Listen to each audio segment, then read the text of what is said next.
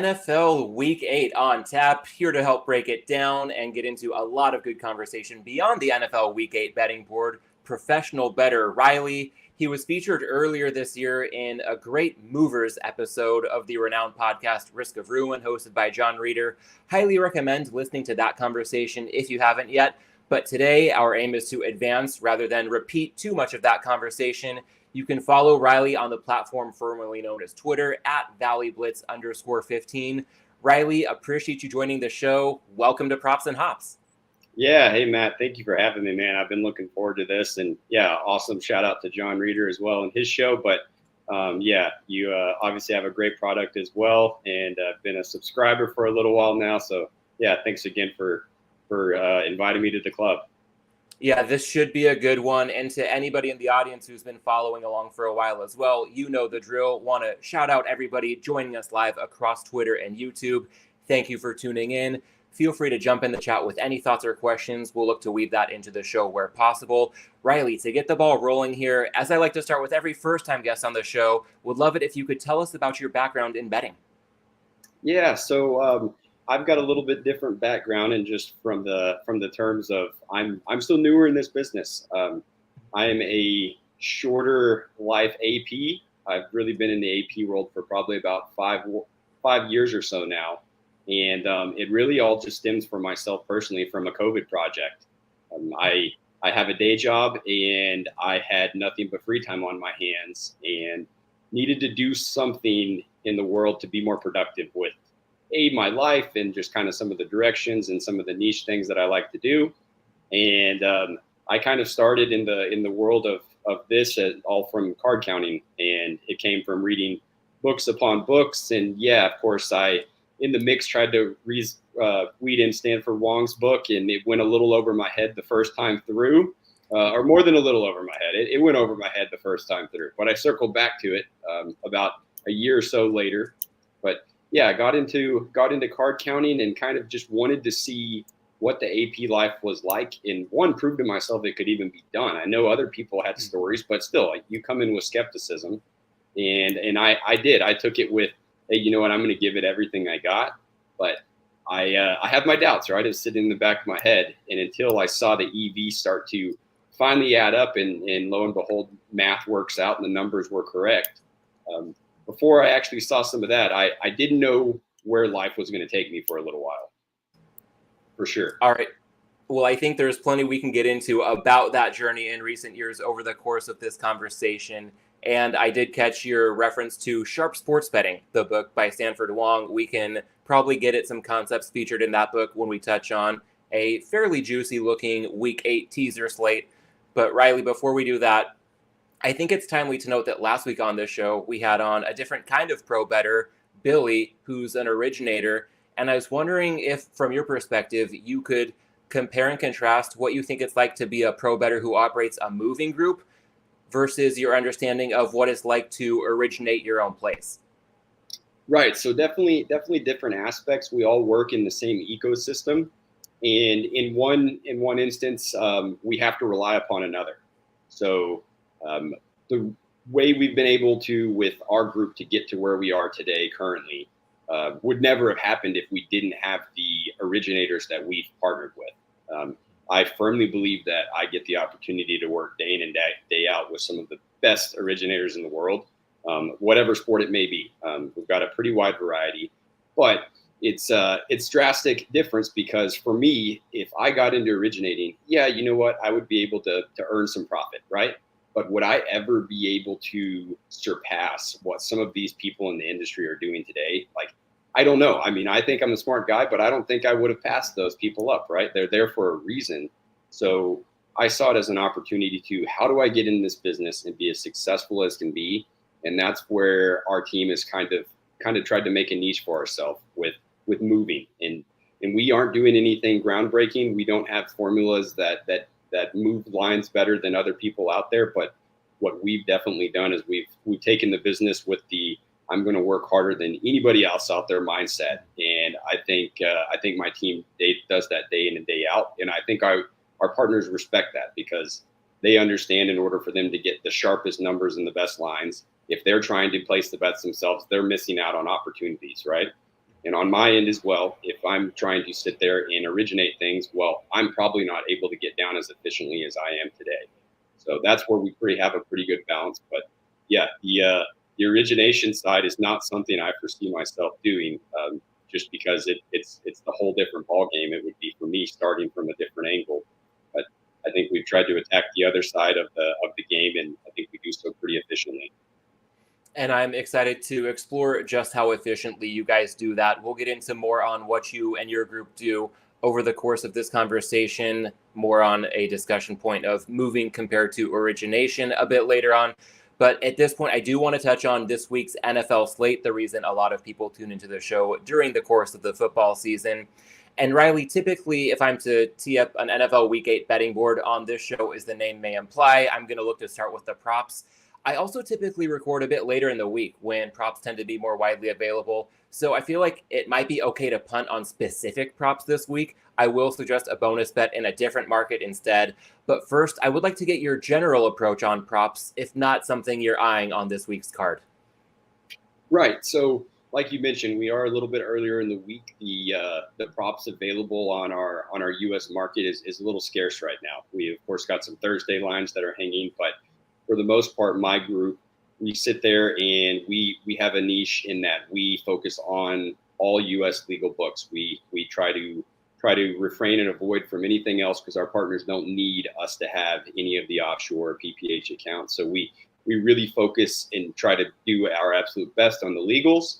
So yeah, we've got some Thursday lines that are hanging on those, but it's pretty scarce for the rest of the board. I have some ideas, but by no means do I have origination for later in this week. But yeah, I think we've got some opportunities from a pretty fun matchup on Thursday. There's been some swirls going around on the Twitter space with some trade block action going on, and it throws some interesting curveballs at the Thursday game. All right, well, I have something to mention before we dive headfirst into the rest of the Week 8 slate that will take us to a different market. But since you've touched on the Thursday game a couple of times now, anything that's top of mind that you think may be actionable or at least really intriguing for this audience to keep on the radar? Right. Yeah. So we've got the interesting matchup of the Vikings and one thing that I've looked at, I've seen it across the board at a few different places, at least on our U.S. books, but Sam Darnold. So I saw Sam Darnold under 30.5 pass attempts, and that's a shout out to chatting with my guy John earlier today. And on that one right there, it's hanging kind of around 29.5 at most places. I think I saw under 30.5 minus 120 out there. It's noteworthy that Sam Darnold, he's only gone over 30 passing attempts in one game all season long. And I don't necessarily, as a favorite, seeing them playing from too far behind tomorrow. So I have no reason to believe that that's going to change. And in correlation with that, well, I think Aaron Jones is probably up for a couple more touches tomorrow night. He was a little banged up, hamstring issue. I don't see a whole lot of issues from the way he played last week. He didn't have a ton of touches, but he looked strong whenever he got the ball. So I also saw a over 14.5 on his longest rush for this week. That one, I think when I looked this morning, it was minus 120. I looked 10 minutes before the show, and it was like minus 130. So 15 is probably coming pretty soon. But I do think those two go hand in hand on a game script that maybe favorites the Vikings a little bit more. Pretty strong breakdown for somebody who wants to make it clear, not an originator, but I think you laid that out in a way that makes a ton of sense. And yeah, if somebody can get a clear concept of a certain game script that's not all that far-fetched with Minnesota as the favorite, with Aaron Jones returning to health, I hear you on that look. And I'm glad you had something to bring with regard to NFL Week 8 props, because recording a day earlier than I typically do, it is currently Tuesday early evening Pacific time as we record this conversation, I decided to go in a different direction, and I am seeing a bit more available in terms of a derivative market for a college football game taking place this Friday night. I'm looking at my beloved USC Trojans -7, minus 120 in the first half against Rutgers. Again, this is a Friday night game, so it's going to be at the top of your betting board if you're looking in rotation order. This number available at BetOnline and the Superbook, also at DraftKings, -7.5. It's slightly reduced VIG minus 108. I would say that's probably okay for a slightly reduced amount, but I'd consider that a price cutoff here. And while I tongue-in-cheek refer to them as my beloved USC Trojans, even though they continue to rip my heart out week after week, I do try to stay as objective as I can when making betting decisions. No problem betting against them if I see value going in that direction. But in this case, Reilly, I'll want to get your thoughts in a bit. I don't trust another Reilly, Lincoln Riley, to finish a game by any means these days, but I don't mind how his team has started games recently. And I think there's a narrative in my mind, and I try to give very little stock to narratives, but maybe a bit of a free roll in the sense that USC has started out fast the last 2 weeks when attempting to bounce back from losses before unraveling in the end game. And Yeah, I think there absolutely. might be some potential logic behind this narrative. I'll get to a moment, but before I go any further, I'll just pause. Is this tracking so far based on, again, maybe not an originator, but somebody who knows football, both NFL and college, quite well? For sure. USC has had a pretty strong start in every game this season, even the games they lost. Like, for instance, last week against Maryland. A lot of times I'm against the grain, and I will admit that I was on the losing end of a first half bet on the USC game last week. I had Maryland in some points, and they failed to cover. And then, of course, what happens? Maryland goes on to win the game. So, I wish I could have switched that to the full game. But yes, I do agree. USC starts off strong in an offense heavy, firepower heavy offense. I can see them coming out to a strong start as well. Especially against a team like Rutgers on a Friday night. There's a lot of weird question marks in that game. Yeah, and I think a couple of the question marks I have, you addressed USC's firepower on offense. Defensively, especially as games progress, I start to have a bit of question marks myself. And that's where I think there might be a bit of logic behind that narrative of USC starting strong in recent weeks. I think beyond Lincoln Riley's shortcomings, unless we want to chalk this up as a shortcoming of his when it comes to things like recruiting, the transfer portal, and using NIL funds, his defense has talent, but it's a thin unit, especially after losing its top 2 defensive linemen and its best linebacker for the season. And that lack of depth really gets exposed as games wear on. I think we can see some pretty clear evidence of it in all 4 of USC's losses so far this season. At Michigan, the Wolverines running a very one-dimensional offense, still able to punch in a touchdown on their final drive of the game. Against Minnesota, touchdowns on the final 2 drives of the night for the Gophers. Against Penn State, allowing 24 points in the second half, including 4th down conversions of 7 and 10 yards en route to a touchdown for the Nittany Lions on their final full drive in regulation.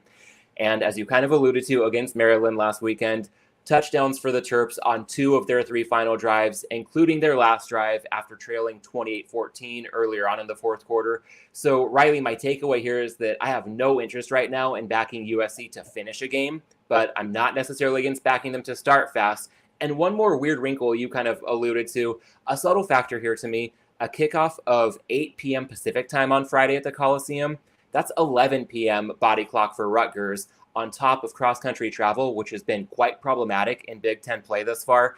That late body clock might be an even bigger issue as the game gets later, but no surprise to me if Rutgers just seems slightly out of sorts from the start in this one. So any other thoughts when it comes to your point of view on USC first half minus Rutgers, laying 7 up to minus 120 or 7.5 up to minus 108?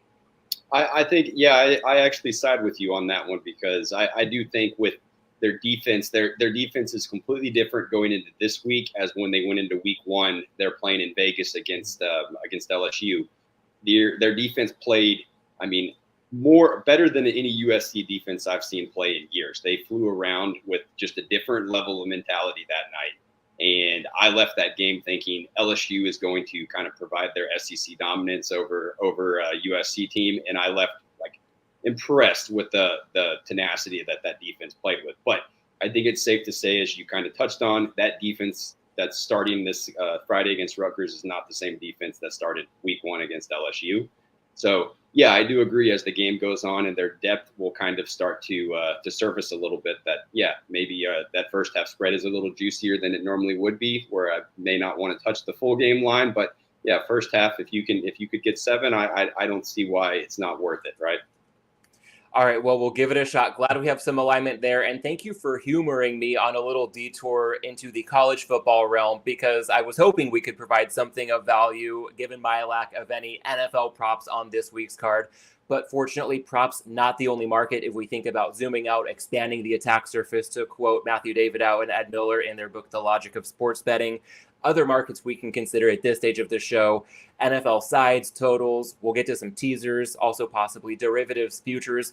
Reilly, I guess choose your own adventure here. Where do you currently see the most value on the NFL Week 8 betting board based on either any of your own thoughts or anything you've gotten from people you trust through your betting partnerships?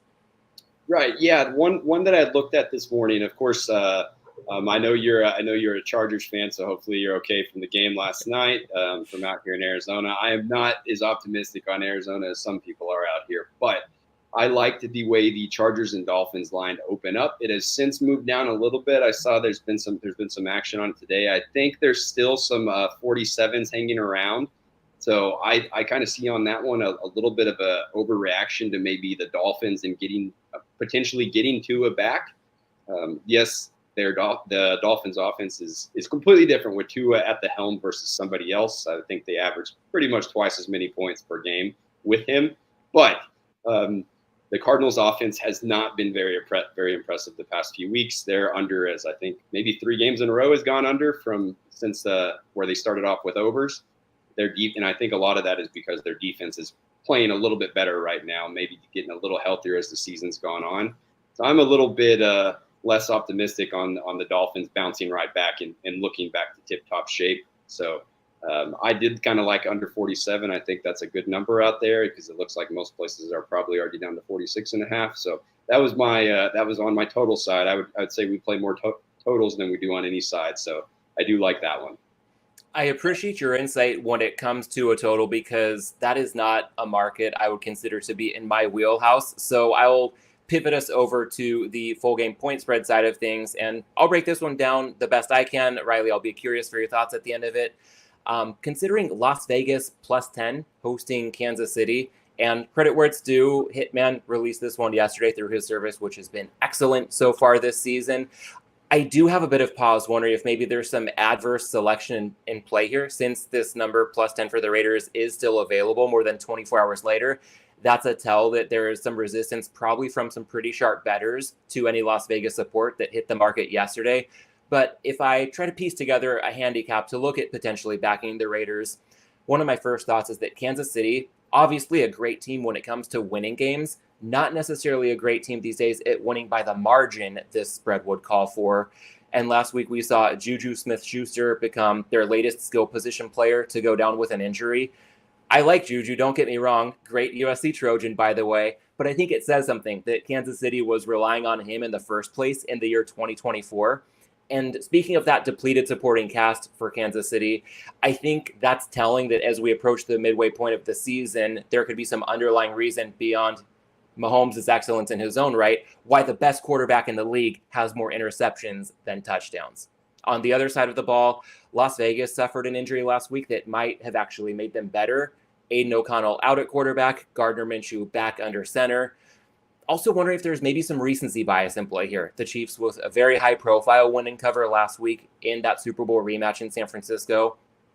The Chiefs also aided by San Francisco losing Brandon Ayuk to a gruesome injury in-game, and Deebo Samuel being extremely limited due to a last-minute illness, basically throwing Kyle Shanahan's game plan out the window without the Niners' top 2 receivers. So don't get me wrong, I still think Kansas City is the best team in the league, but I think some breaks they caught against San Francisco last week might have made them look a little bit better than they actually are right now. Of course, there's a risk here. I try to look at both sides of every bet that I make, and Antonio Pierce seems to provide a weekly clinic in suboptimal game management, so that is squarely on the table here. Reilly, all things considered, any thoughts on a look at Las Vegas +10 hosting Kansas City? Yeah, on that game, I think it's one of those, as long as it stays north of 10, the Raiders are the play, but anytime it drops below, I think you're going to see pushback with the Chiefs being the play there.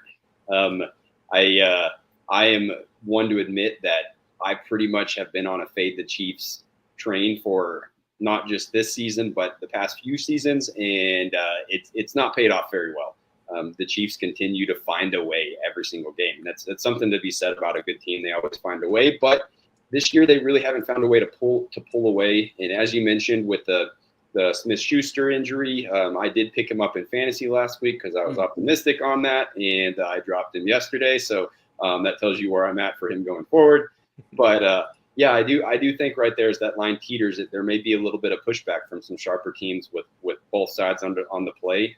Anytime a team is getting 10 points or greater in the NFL, I'm going to side with them usually. There's just history speaks that double-digit underdogs usually cover spreads. All right, well, I will take that as a positive sign for the Raiders bet that I've already placed and just keep my fingers crossed that Antonio Pierce does not do me in. And if we want to shift from games with double-digit point spreads to games lined a little bit tighter, that could open up some teaser opportunity. And Reilly, I've seen teasers come back with a vengeance these last 2 weeks after being a pretty brutal bloodbath for the season's first month. A few candidates I'm eyeing this week. I'll run through some thoughts and then certainly want to get your full perspective as well. In the standard range of 6-point teasers at -120 or better with 2 teams, or +160 or better with 3 teams, I am eyeing 3 teams that seem to be decent fits for 6-point teasers this week. First up, looking at the current board, Washington took some steam right before we started recording this show, taking them up to +7.5 hosting Chicago. One of the top storylines across the league so far this week has been quarterback uncertainty for Washington. But a pro bettor I know and highly respect just released a bet that leads me to believe Jaden Daniels may well play this week. If that's the case, this number is not going to last. So I think if you're interested in Washington, it may be time to act fast on them for teaser purposes or plus money on the money line.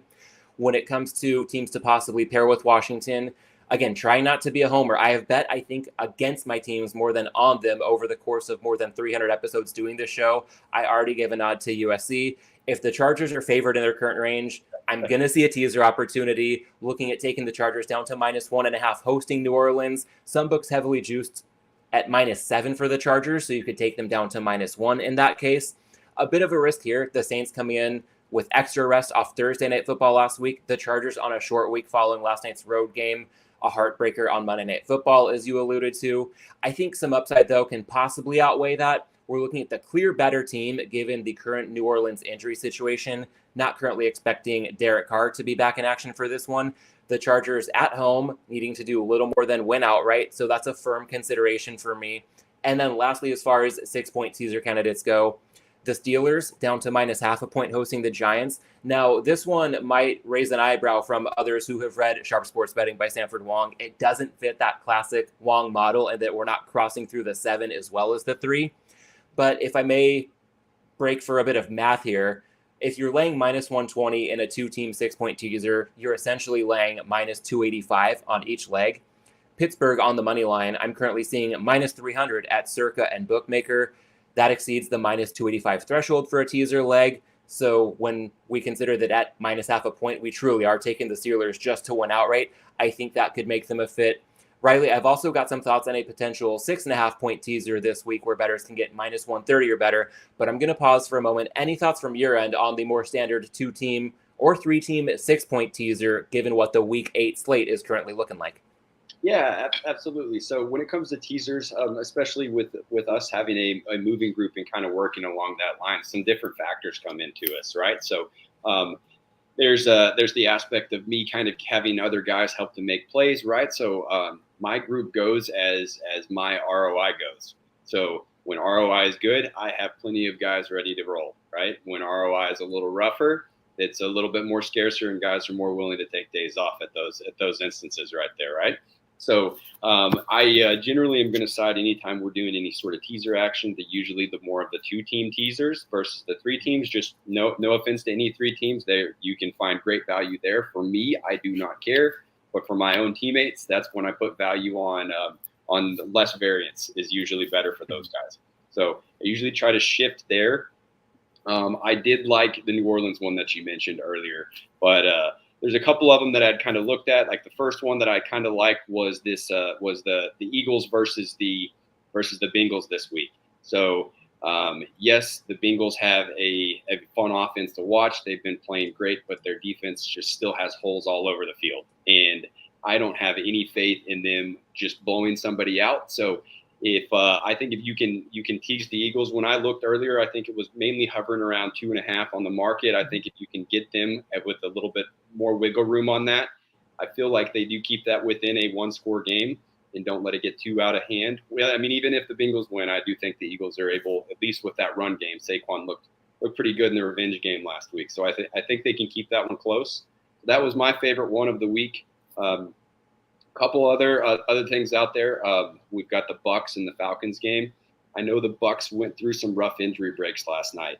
They probably will not have, they obviously will not have Chris Godwin. They probably will not have Mike Evans, but their defense, I feel like they have a bounce back game, and especially some. I don't expect the Falcons to throw for 500 plus yards again on them.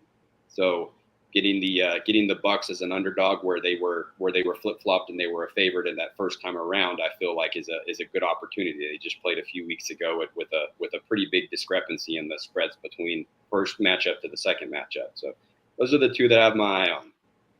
I think you make a really sharp point when it comes to the discrepancy in the Bucks-Falcons point spreads just a couple weeks later.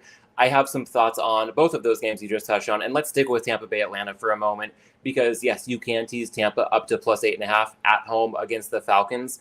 One thing that gave me pause, and let me know if I'm maybe getting too robotic about my approach here, but that spread is shaded toward Atlanta -3 at several books, including Circa, and if and when the line hits Atlanta 3, you're better off just taking the points with Tampa Bay than teasing them and needing to rely on another leg to come through for you as well.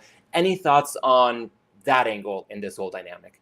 No, yeah, I mean, I agree. If you were on that mindset, then the play would be on not necessarily on the Bucks as much. And that's the difference in a moving group versus an originator, right? An originator, you're going to have a model that may have a specific lean towards the side, right?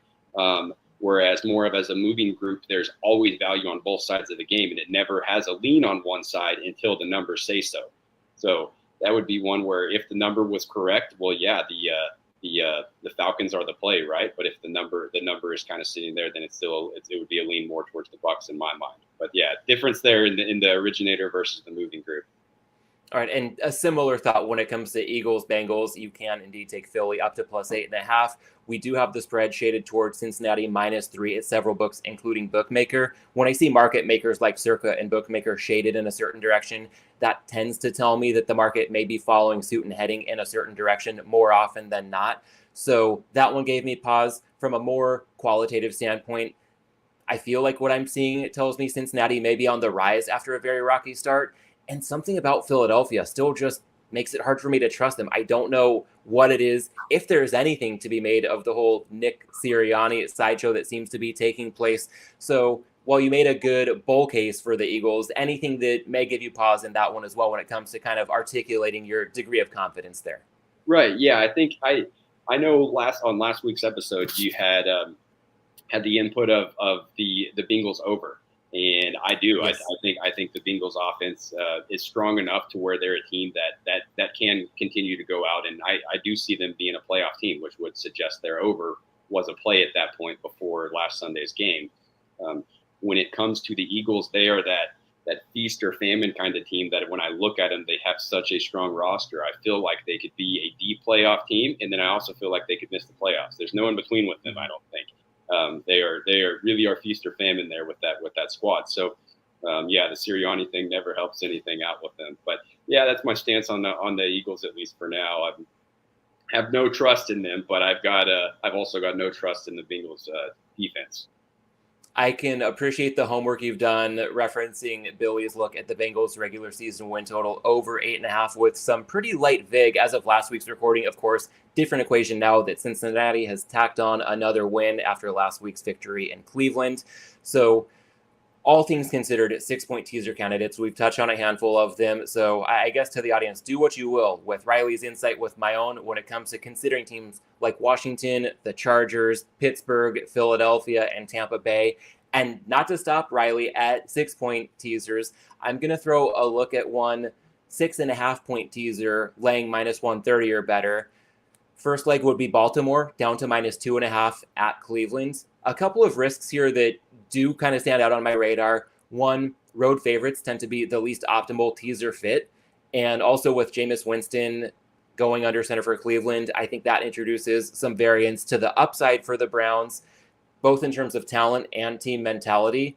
And from a talent standpoint between the lines, this could especially come into play with Baltimore cornerback Marlon Humphrey getting injured after intercepting 2 passes last night in Tampa Bay.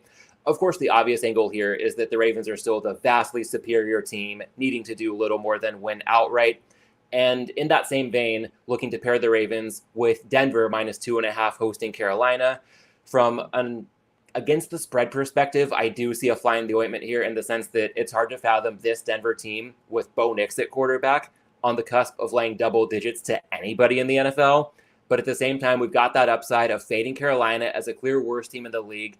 And while Denver has its limitations, the Broncos still the clearly superior team in this matchup at home, needing to do a little more than win outright. And one reference point I like to play around with when I'm teasing favorites down, if you want to look at a Baltimore-Denver moneyline parlay right now, you're going to have to lay somewhere in the range of -200. Now, it is possible that one or both of these teams could win, but by less than 3 points. That said, if you're teasing them down through the 3 at -130 or better, I think it's a much stronger wager, saving 70 cents to bet on a very similar outcome. So, Reilly, any thoughts at a 6.5-point teaser look at teams like the Broncos and the Ravens this week? Yeah, I liked your first one better, honestly. I like the Ravens teaser better than the second one. I don't care who the Broncos are playing. I have a hard time trusting them, but the Ravens one I think is a strong play. There's so many question marks coming from Cleveland. Obviously lost receiver not too long ago with Chubb returning, and of course he's being on a little bit of a rep count right now. But they're such a flyer in terms of who's taking the snaps under center right now and kind of how that offense is going to look, because we don't have a whole lot of Jameis Winston time over the past few years. So I do like the Ravens on that one. I think they are one of the better teams in the whole league. So I do agree with that. And yeah, I'm always down for I would rather say tease it and have a little bit of extra risk in the game in terms of your juice that you're laying. And yeah, if you can tease both of those teams down, if those were the two plays you liked, I don't love the Broncos one, but still, I'd rather teaser down and they got to cover a few point spread than just going with the money line and having to risk a little bit more. Well, I hear you on liking the Ravens look more and being a little bit tepid when it comes to Denver. So a couple other options if we want to think outside the box a bit here that could be paired with the Ravens in a 6.5-point teaser this week. Let's see what you think. The first one I'll throw at you is Miami up to +3.5 against Arizona. This spread is heavily shaded toward Miami -3.5. So it's almost like getting 7 points for the price of 6.5. It does break that golden rule of not teasing through 0, but at times it can be worth it when you're essentially crossing through the 3, not once, but twice. One thing that gives me pause here is that Tua's return does introduce some added variance, and teasers inherently are trying to bet against variance. So all things considered, Miami may be worth replacing Denver in that equation, or perhaps Buffalo, similar to the Dolphins handicap. The Bills can be taken to +3.5 at Seattle. In line with the Dolphins, we're looking at the Bills, a favorite with a spread heavily shaded toward 3.5, also going through the 0, but crossing that 3 twice, essentially. One thing that gives me pause here is that I'm not sure I have enough conviction to pull the trigger on teasing through 0 with a road favorite, given the vulnerability that Buffalo has shown in recent weeks and the upside that Seattle showed last week with some reinforcements returning on defense. So, Reilly, when it comes to liking Baltimore, maybe not so much Denver, any more interest in perhaps pairing Miami or Buffalo with the Ravens in a 6.5-point teaser this week? Yeah, I get with you that it's one of those that you really, like you said, you touched on breaking the golden rule, right? Something that you maybe wouldn't traditionally do, but in those sense right there, if there's one that you're going to do it on, Buffalo +3.5 is pretty juicy.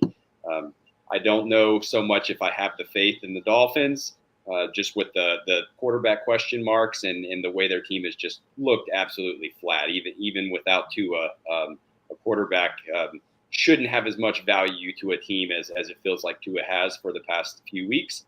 But Buffalo, they definitely have an ability to be one of the better teams in the NFL. They had a pretty slow start last week, but they really bounced back quite quickly and played a really strong second half. So that's a team that I would rather take a few points my direction instead of going with Seattle and touching on like injuries. I would say there's still a pretty big question mark that, like, of course, Seattle is limited at the receiver position with DK leaving with a little bit of a knee issue last week. So more than likely, I haven't seen any specific update, but I'm assuming DK is probably not playing this week.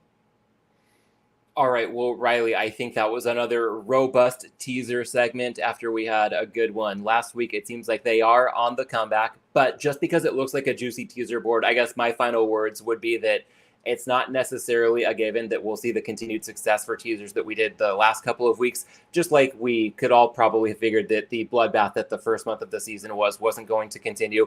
We're probably going to net out somewhere in the middle at some point before too long. So a lot of legs that could be intriguing, but just try to be selective out there. Pick your spots. You don't have to tease every team on the board just because you can squint and see a case for it to fit the model. But hopefully, with the insights that each of us has shared, there's some intrigue on some 6-point teaser candidates and perhaps a 6.5-point teaser for people's week 8 portfolios as well. Riley, I want to, at this point, go ahead and pivot and dive in on the process. This is going to be my favorite part of the conversation. Getting deep when it comes to your role and moving versus originating. One of my first thoughts, and I've got the amateur perspective here, so please correct me or go a lot deeper on the insight over the course of this part of the conversation. But I think about moving as being less about handicapping, more about betting.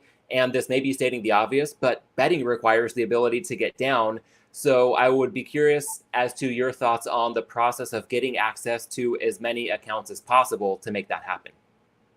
Yeah, it's obviously a full-time job, right? It's always an ongoing process. Accounts unfortunately do not have a unlimited lifespan on them, so they come and go even when you get some of the golden goose ones. But that's where one of my partners, Curtis, that's where he has a really good expertise with our group. He does an awesome job about sitting there and kind of looking at kind of the lay of the land every single week, and it's almost like as soon as we finish up the weekend, all the dust settles. It's almost like, okay, how do we start prepping? What does the week look like? What does the slate look like? Whereas some people are betting on specific sports, we really are betting on this time of year. Of course, shout out to NBA just tipping off tonight and college basketball around the corner. So the craziness has officially begun. But looking at, okay, what does our NFL slate? What is our college slate? What is some other sports that we might possibly move? What do they look like this week?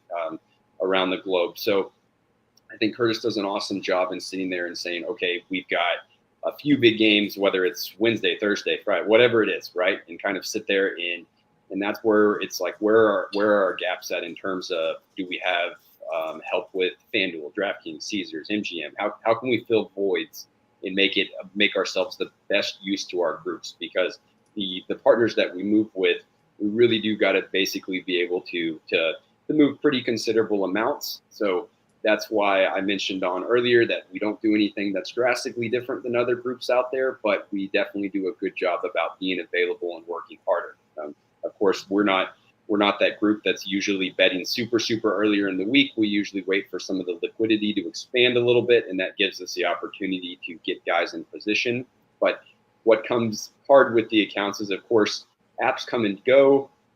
Same thing with betting in person. Sometimes it comes and goes, but one of the things I think we do pretty good about is by exploring options out there. And we're not necessarily just going to bang our head on the wall. And if book XYZ hates when you bet whatever it is, whether it be main market, sides, total, whatever it is, or props, if a book hates it, then you continuously bet on that. Well, you're causing yourselves more headache by sitting there and just getting frustrated with, okay, well, we've gone through 100 FanDuel accounts this year, and we're not really seeing the profit out of it, right? So it's about how do you maximize the profit, because there's some books that will be willing to take more action on this market than the other book is, and if there's a way to find value and to balance some of that out without moving lines, then that's kind of the name of the game, right? So that's where I rely on my own personal partners with my group a little bit more to kind of take in some of the plays that we get sent to us, really evaluate the board and say, okay, this is our best plan of attack. I think if we hit it at this book first,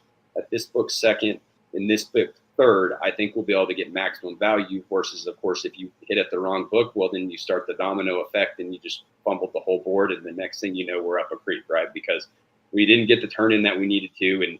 And from our group stance, well, we make money when our partners make money, right? We're in on the action just like them.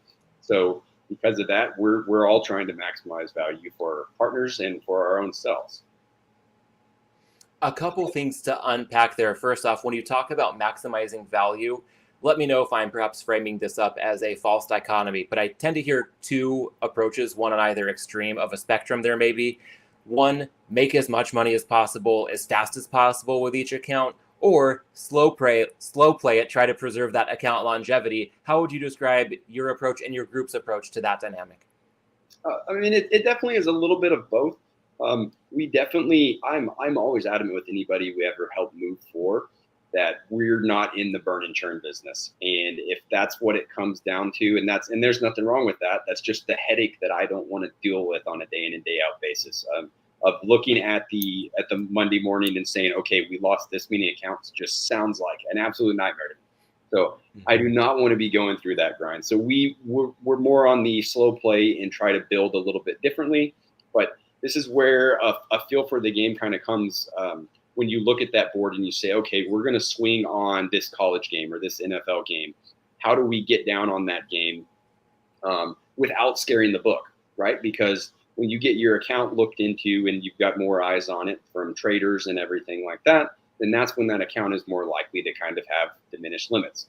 So a lot of it is understanding, okay, what is this book willing to take on certain things like that? Which book is going to be a little bit more hesitant and more to examine this account and kind of say, hey, this is the action, the kind of player we don't want. So there's certain numbers out there to where book XYZ will take this amount on it and they don't get scared from that much. Maybe they review it, but maybe they still let that go through. Whereas if you try to bet $2,000 more and get a little greedy on it, well, maybe they reoffer you down to a third of what you initially asked for. So that's where some of the art comes in how hard can you push books in certain directions in order to get them to at least accept the bet, even if they reoffer you something on it.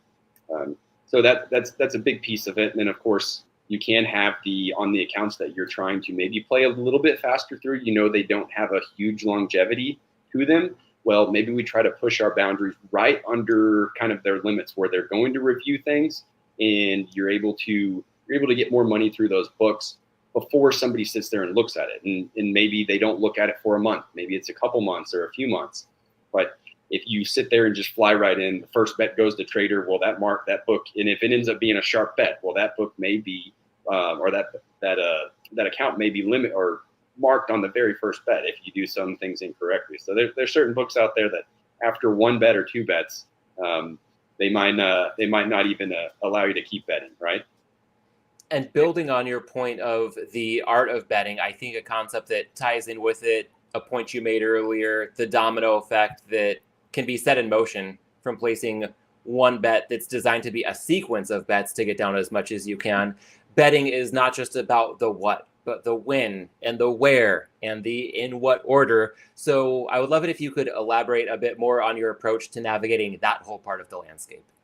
That's for sure, right? The what, and the when, and a cool thing about our group is that we definitely do have a pretty good web. We're spread out, not just in a state or a couple states. We have guys that are willing to kind of spread out a little bit farther across the country and to try some different avenues. And maybe sometimes it comes down to, okay, well, if you're betting on the East Coast, maybe we can swing a little bit earlier in the day versus our guys that are in West Coast, whether it be Vegas or whatever it is in this area, Arizona, of course, as well.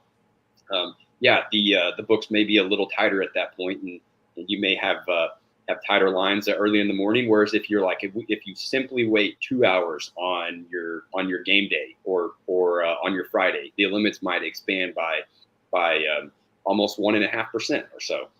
So a lot of the what and the where is huge in this game, and our groups understand that as well. Just we work with literally the sharpest groups in the world, and it's like such a pleasure to work with those guys because their attack on the game is kind of unmatched. And I think everybody in this ecosystem would understand that if we're not constantly adapting almost on a weekly basis, right? It's not even seasonal. It's almost if you're not having an open-minded approach every single week, well, the way you got down last week may not be the same way you get down this week. Because if you go in and you count on this one book being the one that's going to give you all of your liquidity this week, well, it's eventually going to stop, right? And if it stops and it just stops your business, well, then you're already behind. So we definitely have to be involved in open-minded in that. across not just a single book, but where the books will take action. And it's always amazing to see how some of these originators work. Some do take the market a little earlier in the week, and of course they probably get a little bit of a stronger play on that, a little better ROI, and then you can kind of really see the CLV come through with a lot of those groups. But at the same time, they have to sacrifice a little bit of the volume that they're able to get down on. And then you have some of our big juggernauts of the world, right? That they really can't bet unless it's almost the day of, because the volume that they want is so strong and so big that they have to really be willing to sacrifice and really look in the few percent ROI range in order to get down. And there's pros and cons of that stuff. So from our group, we do a little bit of it, but trying to balance out, okay, how do we feed through some of this stuff in accounts, maybe put in some of the accounts that have the stuff the books may not like? How do we sprinkle in some of the plays that these accounts really like? What does the sports book really want to see? It's like, okay, how do we feed one of these in there when somebody looks at it that it's not going to raise an eye, and they're going to say, oh, well, he did bet this one thing, 5 minutes till kickoff, right? And it may be a super small edge in our mind, but it's not an edge in their mind at all. So that's our constant game. That plan of attack is really where I rely on my own partners with my group, and that's where I think Curtis and his AP mind really brings a lot of value to our table for our group, is really how to attack things. It's controlled chaos for sure. Yeah, and as you talk about navigating that controlled chaos while working with some of the biggest and best betting groups across the world, it makes sense that you are working with significant sums of money along the way. And that piques my curiosity when it comes to bankroll management. I think of having a good grasp of your theoretical edge, but also a risk of possibly getting overextended. And that calls to mind for me the legendary Roxy Roxborough's mantra, stay in action. Reilly, all of that considered, how would you describe your point of view on maximizing your opportunities to make money with not getting overexposed at the same time? Right. Yeah. It's always a tough grind in the fact that if you don't have enough money to make the bet, then you're technically losing money, right? Just as Roxy would agree with that one. Yeah, for bankroll management, there's so many different ways to look at this, because a lot of times from a moving group standpoint, from an originator, you may have your exact value on your edge, or you may have at least a general guideline of my edge is roughly this, right? From a moving group standpoint, I don't always know that. And we have some ideas because of course we can see the board, and yeah, we've got our odds screens as well, and we can analyze things and say, hey, you know what, I do think this is a stronger play. Like, this is kind of the trend. This is where I think things may go. But do I exactly know, hey, this is a 3.75% edge? Like, not always, right? And the cool thing about our relationships with our partners is I think we've grown with our groups, and I will say, like, I have a big network, but it's a very small and tight network. We really don't work with too many people because we try to maximize ourselves and be as efficient as possible for the groups that we work with. And I think that makes our relationship and our ROI overall stronger by doing so, versus trying to get info from everywhere in the world, because there's sharp plays on both sides of games. So I do have a pretty cool relationship that I can reach out to partners and say, hey, you know what, I'm kind of struggling a little bit right here. I need some feedback on what kind of to expect on some of these plays. And it's insane sometimes how open-minded those conversations go, because they respect our group as a whole and don't look at us for something else. And that's what I always like is that we can be pretty open-minded, and you get back that, hey, we are a 3% edge on these markets, or we're a 5%. And you get to sometimes where you're in the double-digit percentage edge. Now, kind of role that I play for our own company is I'm kind of a lot of the behind the scenes guy. I'm not doing as much of betting or trading or anything like that. I definitely will help out and fill voids wherever the team needs me. I will be there. But I get some of the boring stuff sitting behind the computer screen, whether it be finances or managing our own personal bankroll and going through some of that. So I will sit there, and every week when we've got some plays coming through, I may kind of relay to some of the guys, hey, this is what I think our goal should be to get down on this game, both for, yes, ourselves and but also our partners. They're always first priority filled. And that kind of right there is the ever-changing game of our bankroll. The bankroll is going to fluctuate a little bit up and down, and there may be some markets that kind of we've been hitting enough to where I have a decent feel for how strong these plays are, and maybe compared to a season before, maybe they're not coming in as strong. So yeah, maybe we may shade down a little bit and go to like closer to half a unit or 3/4 unit on some of our plays.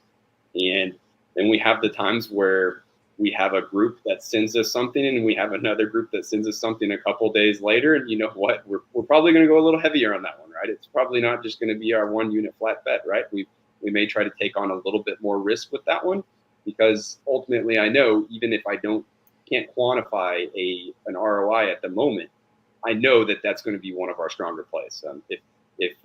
If two groups line up, the stars usually are looking pretty good. So we can kind of adjust our own bankroll individually for that. When it comes to some of the work you alluded to doing behind the scenes, I'd imagine that may at times entail something like collecting at the end of the day. And for me, that brings to mind a phrase from Spanky: winning is just the beginning. And that's not to diminish the work it takes to win, but how do you go about ensuring the money in your accounts serves as real money as opposed to just being numbers on a screen? Right. Well, and this kind of circles back a little bit to where I mentioned earlier that we really do focus on U.S. legal books. So we have zero credit accounts that in one sense makes things a little bit easier finance wise, but on the other hand, we do have runners that are helping us move, and yeah, it's a constant cycle of confirming balances on a daily or a weekly basis. And because the amount of money that we move, one error can cost you ROI for the whole rest of the month, right? If there's a financial error of some sort. So it's a little bit messy, and it's always muddy in terms of going through the sheets and everything. But we do with our main partners, we pretty much confirm balances on a daily basis.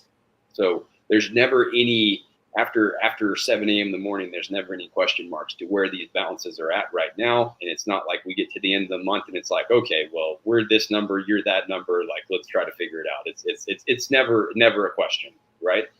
And yeah, when it comes down to some of the accounts, like some of the perks for us is, of course, we have some other people that are bringed on that are basically partners of ours. Well, if we have somebody that comes on with their own personal bankroll, well, then that helps me out, right? Anytime I'm not having to have my money spread out over there, and essentially we're becoming partners on plays. Well, all I have to do is keep one balance, right? I don't have to worry about keeping that balance and how much money I have spread out over there. So that's always the perk of the finances at the end of the week too. It makes it easier versus trying to figure out, okay, we have this much in casino slips, we have this much in apps, we have this much in cash, whatever it may be.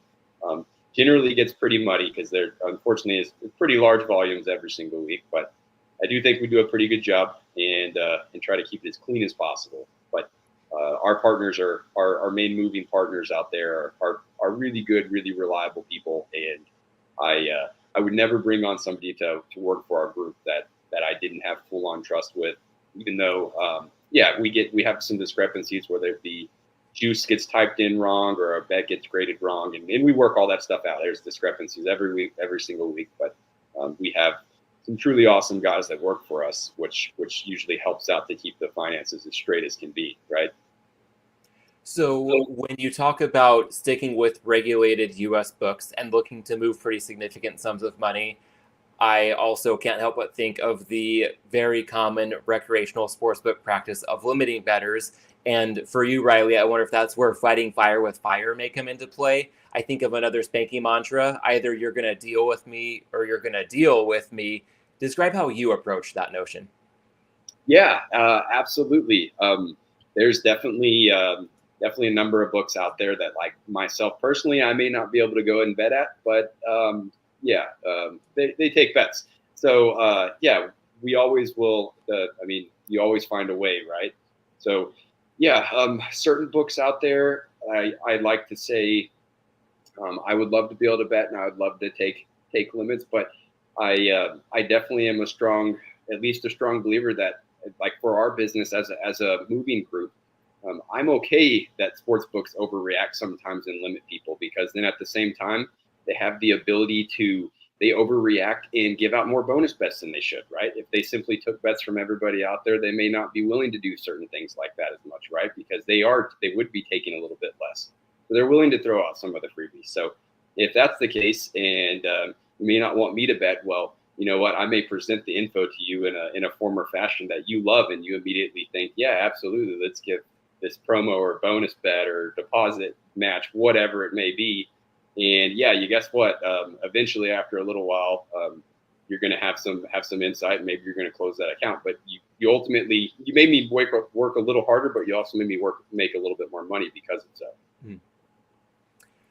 All right. Well, Reilly, if I think about maybe bringing this conversation full circle after that deep dive into the way that you and your group operate, maybe one more college football sidebar, if you'll humor me. I know that we got to talk some USC football off the top here, but you being a Texas A&M grad, your Aggies are on an opposite trajectory of my alma mater, USC, this season.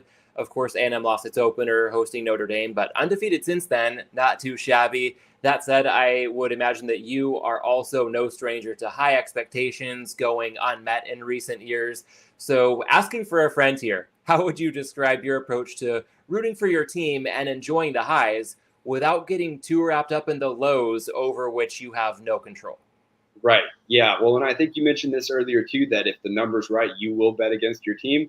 There's plenty of times where I am on the opposite side of A&M. And if that's the case, that's the case. And yeah, numbers are numbers, right? Now, I will say whether I have money on an A&M game or not, they are always my biggest sweat of the week.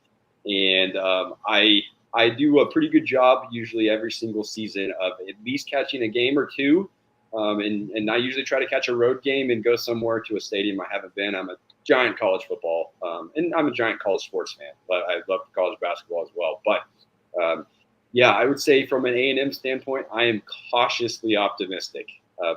I hope they continue to win, but winning ugly, I guess, is okay. But I'm not getting my hopes too far up. The SEC is a different ball game sometimes, and they still have a couple tough road matchups. And also this week, of course, they got home game with LSU, and then in a few weeks, it's easy to look ahead. Like obviously, they play Texas to wrap up the season, so maybe that game comes down to the line to where there's a lot on the line with it.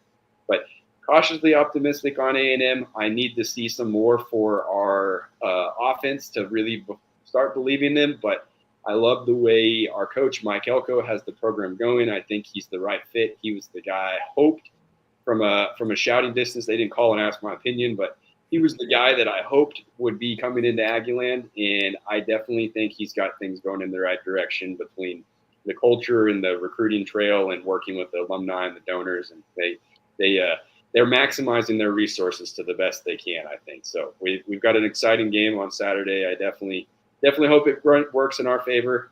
LSU's a great football team, so I do think we'll have a good game.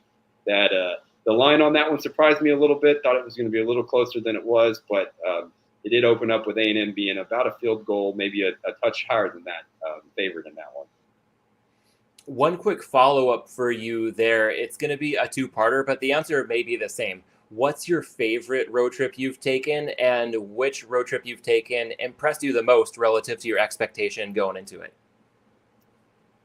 So I think I've been pretty fortunate in taking some really cool ones. I'm trying to cross out the whole SEC conference off of my slate. So it's growing by the year. Yeah, I know. In a few years, that'll be a list of 30. But at least for now, I've crossed off most of the games. My wife and me just a couple years ago took a kind of a fun little. We made just a little weekend out of it, and we went and watched A&M play against Colorado. They did not play very good. A&M managed to win, but they probably should have won that game by a few touchdowns. But they played at Mile High Stadium there in Denver. I've never been to the stadium, so it was a neutral site game. Pretty cool aspect, and yeah, we really enjoyed getting to explore Denver a little bit, and of course see the A&M game. I will be in South Bend, Indiana next year for hopefully the A&M revenge match. So that's the one I look forward to. In staying optimistic, if A&M continues some momentum, well, I wasn't planning on any A&M games this year, but I will probably be forced to go if they keep winning somewhere. So whether that be to College Station or potentially a SEC championship or a playoff game.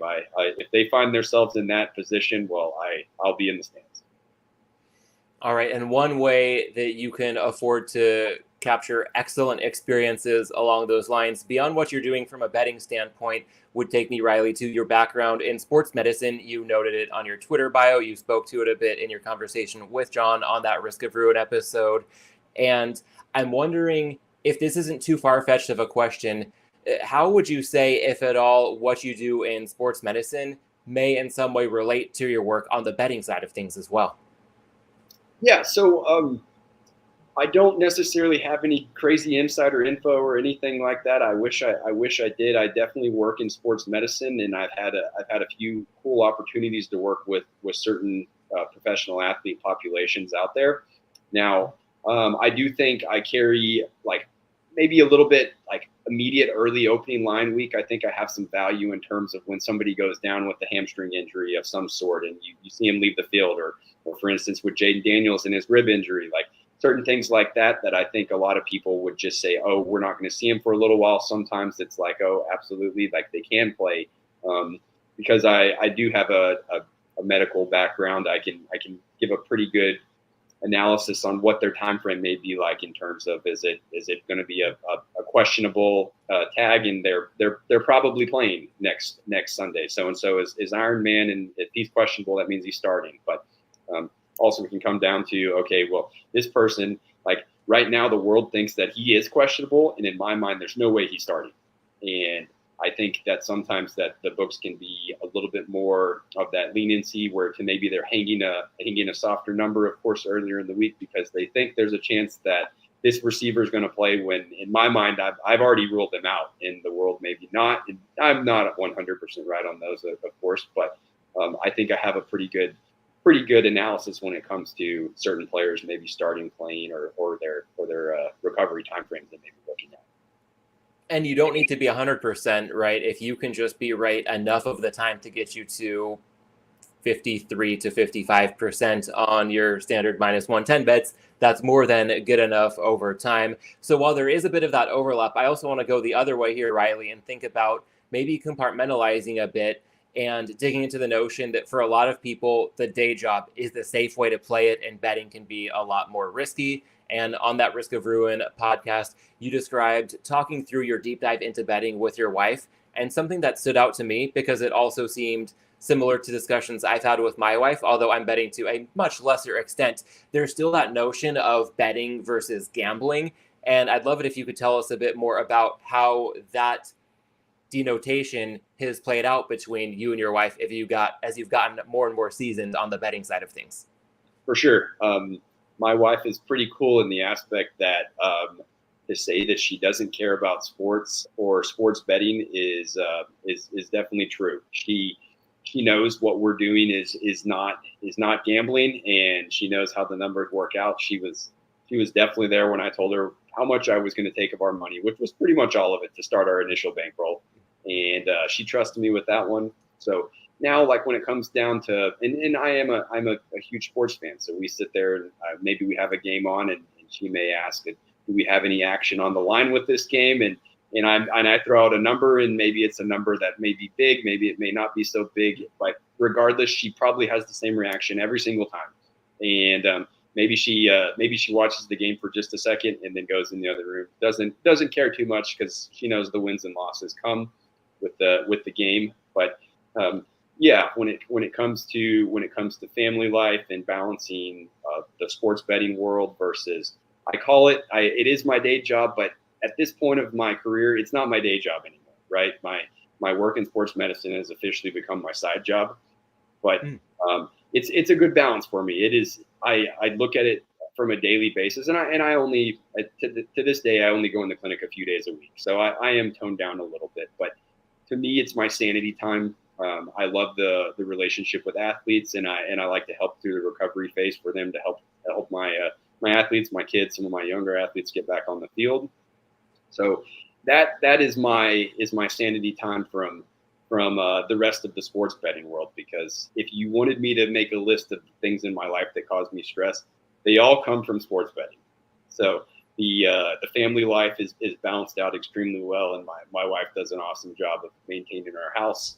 And when I go to my office and am working in my clinic standpoint, there's very minimal stress right there for me. It's relaxing, even if I have a busy day. But I am pretty much going to be on call all the time, and even if I'm at my office, I am on my phone or talking to my partners, and I call everybody. I feel like multiple times a day. I don't know if there's almost a day where I don't at least have a phone call or a phone interview with somebody. So thankfully, we've got unlimited plans and don't have to worry about minutes or anything like that, because my talk time gets high throughout the week. But yeah, the good balance out there. I mean, I know one day, as things continue to grow, I'll have to sit there and kind of say, is it worth it anymore? Whether it's from a mental standpoint or from a financial standpoint to go in my clinic. But at least for now, I'm able to kind of balance those out. I don't know when that grind will end for me, but for the time being, the balance is needed, and I really appreciate all ends of the world that I have. And sticking with that concept of thinking about what puts you in the best mental frame of mind and trying to achieve some sort of optimal balance, I think that's an invitation to start diving into the hops here as a pillar of the show. And I recall a short and sweet conversation with you centered around craft beer when we met in person during the Sports Gambling Hall of Fame dinner at Bet Bash. And Reilly, maybe expanding on that conversation or just sharing a bit more with this audience, I'd love it if you could describe yourself as a beer drinker. Yeah, so I would say I'm a porch pounder kind of guy. I usually like something that's a little bit lighter in flavor, and it's easier sipping versus for me, when I'm going to have a beer, it's usually with my food. I'm definitely a foodie. So I want something that's going to pair well with whatever my meal is for the day, versus going on and saying, okay, I'm going to go with this one because it's got the certain level of depth to it. And I just like something lighter, like for today. Well, obviously we've got NBA season tipping off. So shout out to Four Peaks Brewery out here in Arizona. I chose the Suns Brew, which is definitely a lighter, but it's a very smooth tasting drink. Goes good with your dinner for sure. I definitely am. I'm not opposed to too many things out there. I like a good drink that's wet. So whether it be a nice cocktail or a cold beer, I definitely don't oppose either one. Nice. That reminds me of the line, a citizen of the world in Casablanca, when they're describing Rick's penchant for drinking. And when you talk about liking to pair beer with food, I'm wondering if you have a favorite food that you like to turn to and a beer that you love to pair with that dish. So growing up in Texas, I definitely became a Shinerbach fan. And I do usually, it takes me back to my college days a lot of times, right? That was when mom and dad were in town, and we could get rid of the cheap stuff and got to splurge a little bit and kind of get whatever beer we wanted, right? So for me, a lot of times it goes down to a Mexican lager. So Shinerbach has an opposite, a couple good, awesome Mexican lagers. They have a sea salt and lime one that I would say is one of mine and my wife's favorite ones. But for me, beer goes very well when I'm sitting there watching the game, having some Mexican food, something along those lines, right, and drinking a nice lager. Yeah, you're speaking my language. As a Southern Californian, Mexican lagers paired with the right food and or the right football viewing experience. Can't go wrong with that. And Reilly, one more thought when we're talking hops here. Also thinking in terms of the concept of moderation and not wanting to go too hard on a good thing just because it's a good time. How do you go about balancing enjoying a shared passion of ours in craft beer with remaining sharp and maximizing opportunities in betting and other walks of life? Yeah. So just like everything in life, all about moderation, right? So with our groups, I don't necessarily have to be on call at 8 o'clock at night, right? We aren't doing really any overnight stuff generally. So usually I wake up, we know what our slate's going to look like, and I don't necessarily have set office hours or anything, but I know, okay, like for instance, last Saturday, I knew we were going to work really hard. It was going to be fast and furious till probably about 2 o'clock in the afternoon. Once 2 o'clock in the afternoon hit, it's like, okay, let's give it about an hour. Once an hour hit, it's like, hey, you know what? I kind of think we're in the green light. Maybe we have a straggler come through, but I think it's okay if we go ahead and order the first round. And that's how things balanced out. That last Saturday, it started with cocktails, but it always can be dependent. But yeah, it really is along those lines of, hey, when things go smoothly and the day works out as it planned, well, once all the work is said to be done, and I don't have a whole lot of computer time left to do at the end of the day, it's awesome to kind of crack open the cold one and put the feet up at that point and enjoy the rest of the day slate. Sounds like a great way to unwind when you know you're in the clear. I like that framework of thinking, hey, are we in that green light zone? And then if so, proceeding accordingly. And Riley, I want to take this moment as our green light to wrap up the show with the Malinsky Minute. And when I thought about having you on the show, and something I remember from Dave, I thought about the dynamics of working with other people in a betting group. Dave worked with a lot of others, including Billy Walters, for a certain period of time. And on one hand, I think that can be such a fun experience because, hey, iron sharpens iron. And on the other hand, at times I wonder if it may not feel like a double-edged sword when we've got various personality types involved. So all in all, how do you approach both making as much money as possible in betting while also looking to build the best relationships you can along the way? Absolutely, and I think those two things right there, making the most money is going to usually equate to the best relationships, right? One thing that I'm always adamant about whenever I'm either talking about working with a new originator or with somebody else that's looking to kind of come on and maybe help us move is I'm never looking for the person that we're going to work for a week or a month or maybe even 6 months with, right? There's the EV that you get out of that. Of course, it is positive EV, but it's not substantial at that point, right? The true EV comes with the person that you're going to work with for years, and especially with our group, basically the burn and churn of people is the same as accounts, right? You want those good quality people that are going to work with you and share the same passion, and I think because of that, a lot of times that like kind of like you mentioned, it really comes down to who your network is with iron sharpening iron. And yeah, definitely a shout out to all the other OGs in the business, of course, Malinsky, but all the other people that have helped to lay down that foundation for what we do on a today's standpoint. But they really have helped us to get to the point where we are today. And I would not be on the Props and Hops podcast today if it wasn't for the originators and the partners that we get to have, because without that relationship, one hand feeds the other. And I would be vastly different looking upon the sports betting slate for this weekend coming up if it wasn't because of the partnerships we have. So because of that, that's why I think our group has gotten to the point of where it is and has been successful. But the true value is always going to come from other things such as that partnership. And if you're truly working with people that you don't enjoy or you don't like working with, or maybe they're a hassle or a headache for you, well, even if you're making money, it probably will never be enough at that point. Whereas even the groups that we work with that I really enjoy working with, well, the weeks where variance is a little bit rough, things kind of keep going smooth and there's no problem and we're ready to wake up the next morning and keep grinding, right?